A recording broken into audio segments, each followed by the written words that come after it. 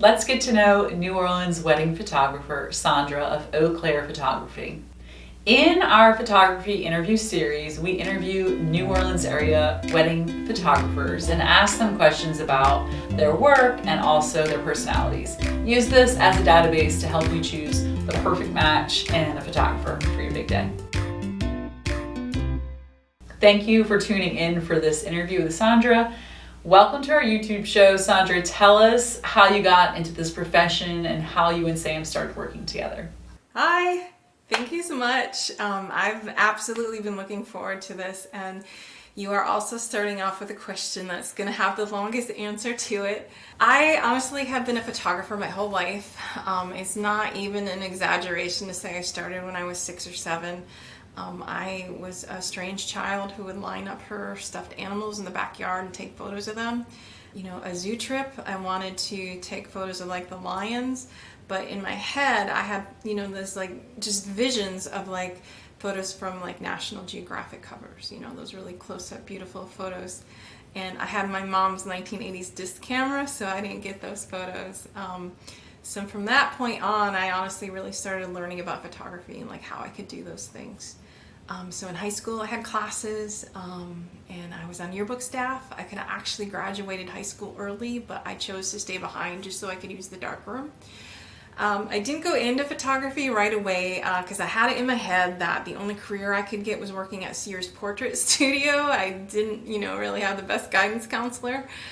So I first majored in like mass communications and radio, and I eventually found my way into like the film department and the photography departments. I double majored in film and photography. I also really studied hard cinematography for films. And, those undergrad years were a blast, making student films, just taking photos constantly. I came down to New Orleans actually for graduate school. I was a film major at UNO. At the time, I also worked as a graphic designer and as a web designer. And that's when I started Eau Claire Photographics. So the name of the company is actually Eau Claire Photographics because Photographics, that's what I was doing. So I was also at the time doing lots of stock photography, working for Getty Images, working in commercial images. And then a work friend just asked me to do her bridals for her. So I did that bridal session, and that just kind of launched me. And really within a year, I had a full-time wedding business with really not even trying all that hard. People would just call me. They'd see the work and they would call. But then Katrina hit, and I didn't have like any family ties here, so I had left.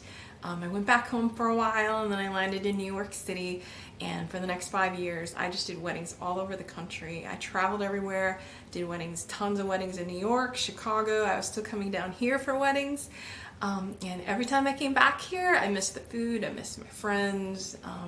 The weddings here were just prettier, in New York City. I love New York, but the weddings are just like in catering halls, and they weren't original like they are down here. So after about 5-6 years, I decided to come back to New Orleans. I was just going to come down here temporary for a few years, and then I met Sam. And I actually met Sam because I put an ad on Craigslist looking for a second photographer to work for me. And Sam answered, and I didn't hire him. I hired somebody else because I didn't think Sam had the skills yet.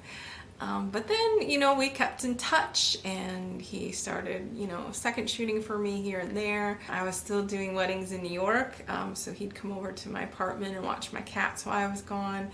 And long story short, 4 years later we got married, and we're still shooting weddings together. Actually, 2021 is my 20th anniversary of the business since I started it. So at this point we photographed probably over 1,000 weddings, and we still love it. So it's crazy, and I told you that was going to be a really long answer. So. What influences your style of photography? For our wedding photography, I'm absolutely just inspired by our clients. Just getting to know them, doing something custom for them. And through the years, just talking to our clients, I always just get the same requests. So I'm always asked for just like natural and just soft and romantic portraits. ambiance in the background, where like you see the candles, you know, something that's not too bright, something that's not too dark, as well as just lots of New Orleans backdrops. So, you know, we'll just go like in a street in the French Quarter. You can go building to building and just get an entirely different color palette for, you know, 20 steps away. So that's super inspiring, and, you know, just kind of getting to know everybody's personalities, kind of working with everybody to get them custom stuff. That I find that absolutely inspiring. Aside from New Orleans, where else do you call home? Besides New Orleans, I call the Milwaukee and Chicago areas home. I grew up smack in the middle, just about between the two of them. So it was like a half-hour drive to downtown Milwaukee and an hour drive without traffic to Chicago. I still go back. I need my fix of cheese curds and Kringle from my hometown. My family's still there. I have lots of friends still there. And Milwaukee, I like the Milwaukee Brewers. Milwaukee can be fun. I know, you know, a lot of people in New Orleans don't know a lot about Milwaukee, but there's like a beautiful art museum. There's just festivals all the time. There's even a festival called Summerfest that's probably about 10 times bigger than Jazz Fest, and it's pretty cool. And, you know, when I don't think about it, or if I talk too fast, my Wisconsin accent will come back. So, oh, you might get every now and then. So, I don't know. Wisconsin. What are 3 words that describe your photography? Unobtrusive, authentic, and just natural. What is the most important part of your morning routine? So this person right here is not a morning person. I have no great morning routines. Getting up is enough. But I usually try to get like emails done in the morning, more administrative type stuff for the business. You know, go through all the schedules, all that kind of stuff. I'll take my afternoons off. That's kind of my time where I get everything done in life that I need to do. I go work out and, you know, errands, fun stuff. That's afternoons. And then honestly, I'm a night owl, so I'll start working maybe about 7, 8 at night, and I'll work up to like 2 or 3 in the morning. That's when the house is quiet, the phone's not ringing, I get editing done. So really, feel free. Call me at 10 at night, call me at midnight, it's fine. On wedding day, how do you prefer to work? Do you sort of blend into the background and get more candid pics? Are you more directive and focused on the formal choreographed shots? We are absolutely on the unobtrusive documentary side of photography. We absolutely like getting those little moments as they happen, little moments that you don't think of. Like a flower girl at one time kept blowing out all the candles around the cake, and the venue coordinator kept relighting them, and she'd sneak in and blow them out again, and it was really cute, and we got a really cute photo of that. So we like to be flies on the wall, but that doesn't mean that we're flies on the wall all day long, because we don't want to, you know, miss anything. So for our working style, let's take example as like you getting ready. You know, I might say, hey, go ahead and put your dress on, let everything happen as it would first of all. You know, if there's emotion in there, and if your mom cries when she puts the veil on you, it's authentic. But then, you know, when that's done, I might see like a pretty window, and I might say, hey, go on over there, fix your earring. You know, if your sister hasn't been in any photos yet, I might ask your sister to go put your jewelry on, you know, just to make sure we don't miss having her in the photos. So, you know, a lot of couples think that the term documentary means that we don't take posed photos, but we absolutely do. Documentary photo means we're documenting your day, beginning to end. We get those, you know, little details, we get portraits, we get live action, you know, those spontaneous moments. It's documenting your day as a whole. And then, you know, also too, it's our goal just to keep things super natural. So, you know, with your post photos, we absolutely prompt you through those. But we keep it soft prompting. So we're not overbearing, and, you know, we say stuff like, hey, hold hands, walk towards us, look at each other. I admittedly have some just like stupid little things I'll say to you. I might say, hey, you know, hum a song. I might ask the groom, guess what song she's humming. And those are just little ways to relax you and to get natural smiles. It never works if you just say, hey, look at the camera, smile. You're not a model, you're not used to doing this, so we absolutely help you through those. We also take big family group shots. I mean, that's an important part of the day, and we will be assertive for those if we have to be. You know, just getting everybody up there, getting them in a group, it's not always the easiest thing to do. You need to be like a little bit authoritative during those. just to make sure everything goes smoothly. But again, we're on the documentary side, love to be flies on the wall, but we do prompts, and you have to prompt just a little bit just to make sure you don't miss anything.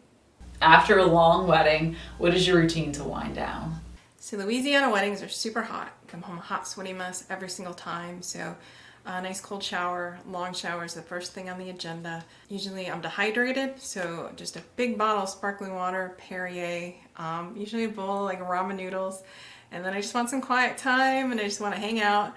Usually with these guys, that's Liam, Cooper, and Elliot. Henry's down here. And I absolutely just bribe them all cat treats to get them in the shot too. So, what are some of the shots that you get on wedding day that couples don't know to ask you for? So one thing couples don't ask us for, and it's fine, you really don't have to, it's just other shots that might be happening during the reception. Weddings aren't just about the bride and groom, they really are like a whole inclusive family event. So, let's say your dad, he might have like 6 brothers, maybe they haven't all seen each other for the past 8 years. So we'll make it a point to just like go to your parents or your in-laws or, just immediate family members and say, hey, while we're here, is there anything that you want? Just to make sure we don't miss those, and those are photos that, they might not make it in your album. You might not even care about them, but they're really special to like your parents. So, and yeah, don't actually worry about asking us for those either. That is something we take care of, and just take a mental note to just kind of talk to anybody, make sure we get everybody's requests. What is your favorite place to vacation? So we tend to vacation in big cities. We like going to Europe. We have been to Paris a few times, Barcelona, Amsterdam. We went back to London where Sam grew up. We actually always joke around that I need a beach vacation and I need to relax, but to be honest, I don't think I'd really know what to do with myself on a beach for like a full week. So yeah, we love big cities. We're big foodies, so we love going to just exploring each city, seeing the street food, the restaurants, the culture. We also really love going to Canada. We've been to Vancouver, Toronto. One of my favorite spots was Quebec City. My family is French Canadian, and it was pretty cool going back. I was able to see like my 10th great grandparents' house, and like my 8th great grandparents' house is now a candy store you can go in. So that was really cool to see, like streets named after all your ancestors. That was pretty cool. But we'll also like just pick something we really like my favorite band. We'll, pick a city that they're playing in, maybe on tour, and make a vacation out of that.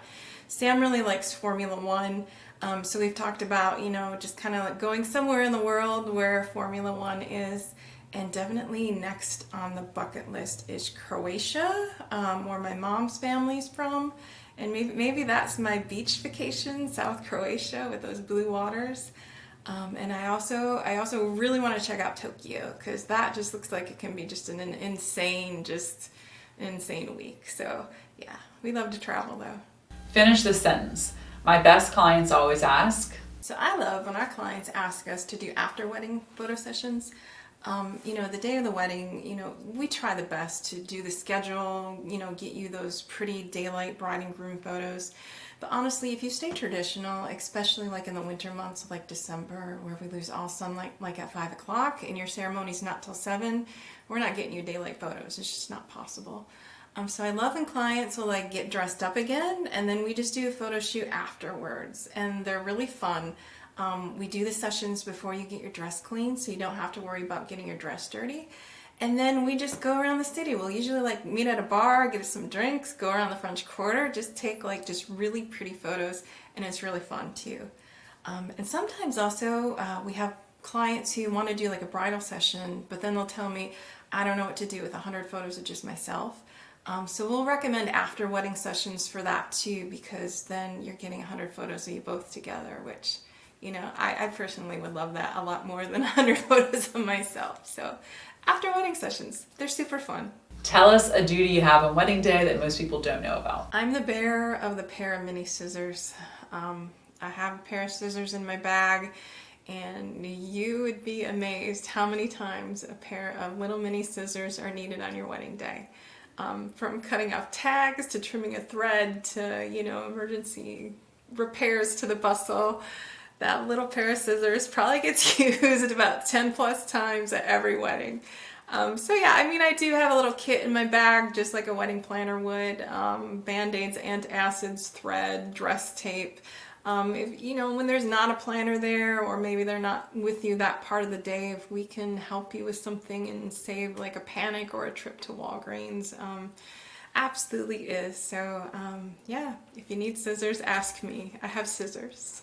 Can you tell us a little about your process for photos after the wedding day, like your editing process? So our editing process starts with culling the photos, and that simply just means taking out all the bad photos, keeping all the good ones. We don't want to give you non-perfect photos. So we keep all the good ones and we bring them into a program called Adobe Lightroom. I shoot with 2 cameras, the second photographer shoots with 2 cameras, and we also sometimes shoot with film cameras. So all of those mediums just kind of record a little bit differently.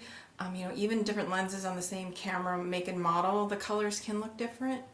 So we need to bring all those into Lightroom, and we need to color match everything. Just make all those individual cameras match each other, look nice, pretty. We'll tend to soften colors just a little bit, but not too much. We'll take down contrasty colors. Like green can really ruin a photo if it's just too contrasty. So we'll take down greens a little bit, smooth skin a little bit, because digital is harsh. It's very harsh. And then after that's done, now Sam is usually to our color editor, but admittedly sometimes we do outsource that step too, just because we don't want to make our clients wait. After that, I bring everything into Adobe Photoshop where I do fine edits.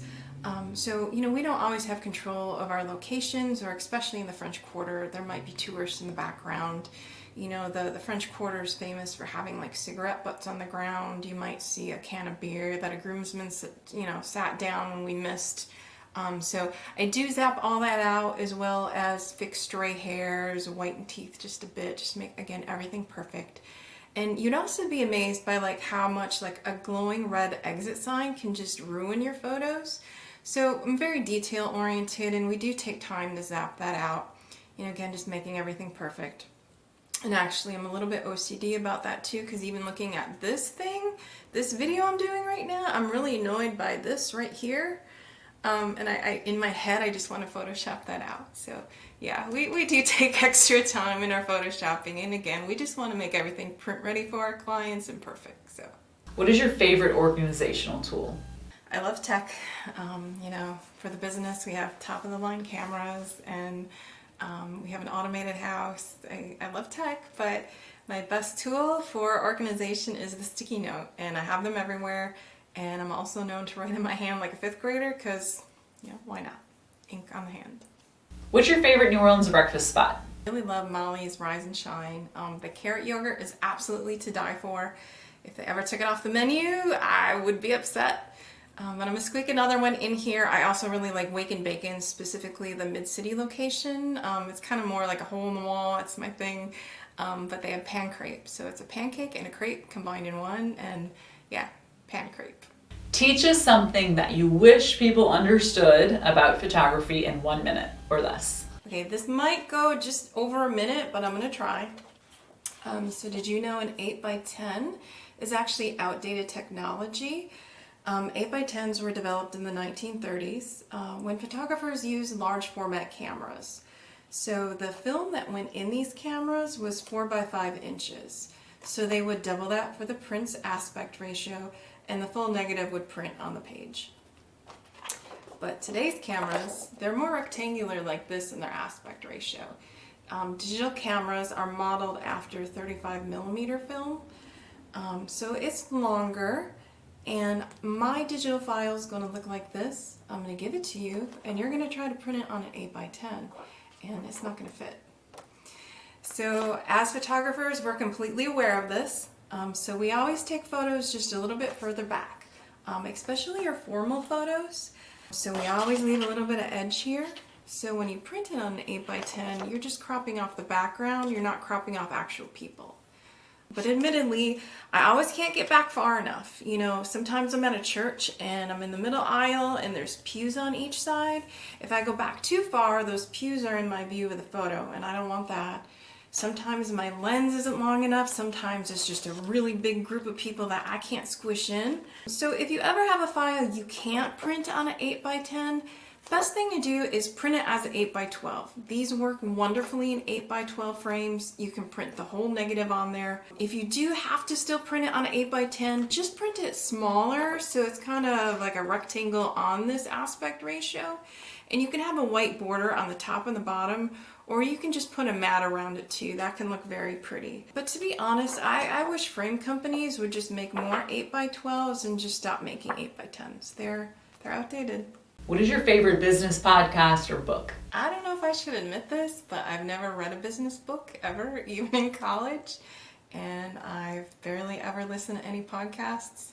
But, you know, if we're missing out, if somebody has some suggestions or recommendations for us, absolutely let me know and I will check them out. Are there any pictures that must be choreographed on wedding day?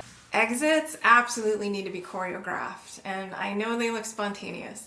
I know everybody's running, you know, your guests are cheering, woo, they're pretty and glowy and fun. They're not easy to pull off, and this is when we absolutely appreciate great planners like yourselves too, who can help get these going. So, you know, brides don't realize that, you know, you have 200 guests that are still in the reception hall.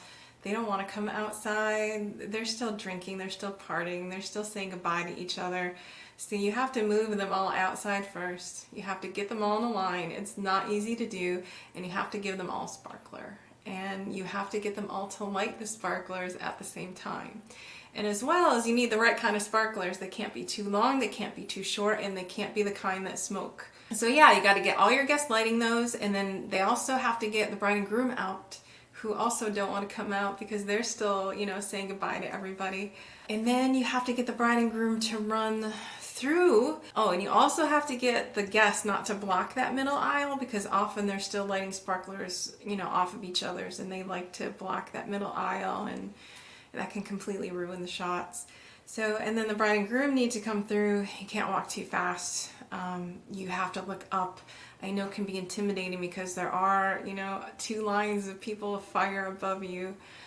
So you have to smile, look straight ahead and go for it, and just don't run too fast and don't look panicked. So sparkler exits, they look spontaneous, but they're not, and you need help from a planner from those too, absolutely. What's your favorite quarantine project? So this is Elliot, and he's my quarantine project. I found him in the backyard this summer. He was just a little kitten. He wasn't eating yet. He wasn't weaned. He wasn't doing so well. So it took about 2 weeks to get him eating. And I think because it was quarantine, we ended up keeping him. So yeah, this is my little quarantine buddy. Is there any part of your photography business that you'd like to expand or grow? I have been working on a project for the past 3 months, and we're just about to launch them, so this is absolutely perfect timing to show you all these. But these are our new New Orleans inspired wedding albums.